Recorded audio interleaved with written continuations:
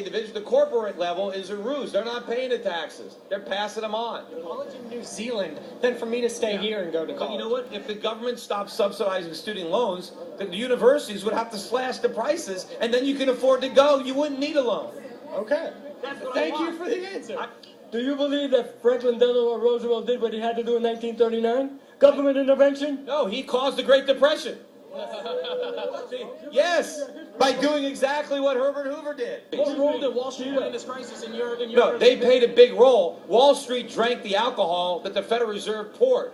But if there was no Fed pouring the alcohol, if Fannie and Freddie weren't guaranteeing all these mortgages, Wall Street wouldn't have originated them. So it was Wall Street working with government. But the source of the problem was government. Government started. That's how come when I was warning about the crisis back in 2004 and 2005, begging the Fed to raise interest rates, trying to get Fannie and Freddie out of the mortgage guarantee business, nobody wanted to listen to me. You know what the richest county is now in the United States?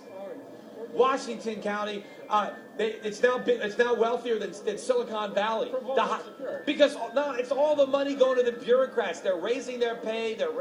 All the lobbyists are getting rich because the government is doling out all these favors. How can you say that it's just the federal government when the people that were in the government, like Ronald Reagan, Secretary of the Treasury, was Don Regan.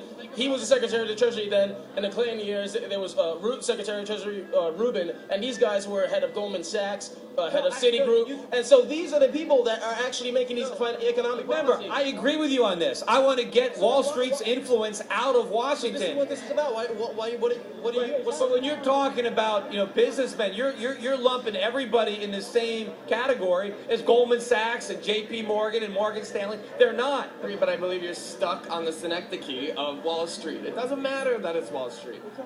Because we're protesting here, it's still getting seen everywhere else. The rap on this movement is that it's anti-capitalist, anti-business, that you guys are all walking around with copies of the Communist Manifesto in your pocket. That's not true at all. All right, well, clear it up.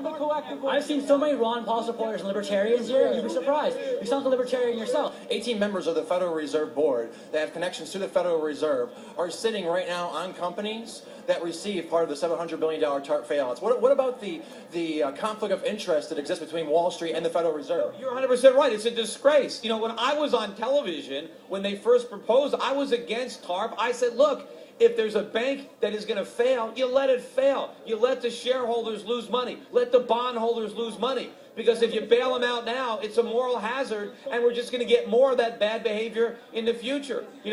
Capitalism means private losses and private profits. It doesn't mean private profits and socialized losses. Banks are keeping interest rates artificially low to prop up the speculative activity on Wall Street. What we actually need in this country is higher interest rates, not lower interest rates, because that'll take the money out of Wall Street, put it back on Main Street. Businessmen can't borrow money at these low interest rates. I think if you're making more than $2 million, I think that's when we had the biggest growth in the economy is when it discouraged millionaires from paying themselves huge bonuses. They reinvested it back in their companies. They created jobs for the workers. And instead they sit on their cash now and they let the rest of us drown in debt and then sit on the street and go homeless. And it's ridiculous.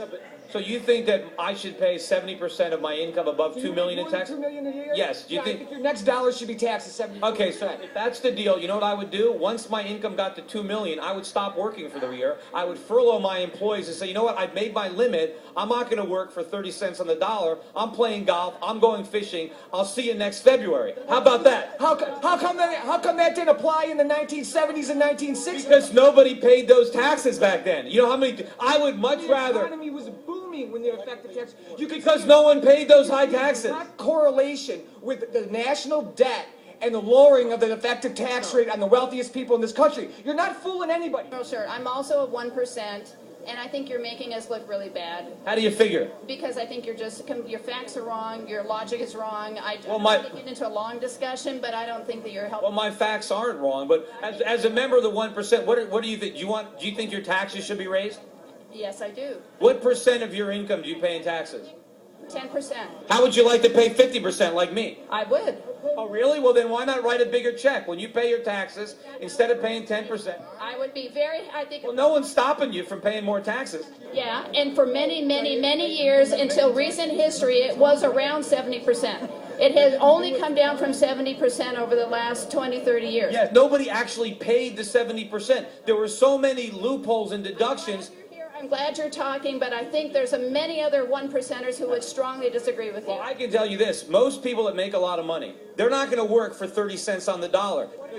You know people who are going to work their butts off to keep 30 cents? A lot of time in Europe, and trust me, there's a lot of people who work very hard there, and marginal tax rates are...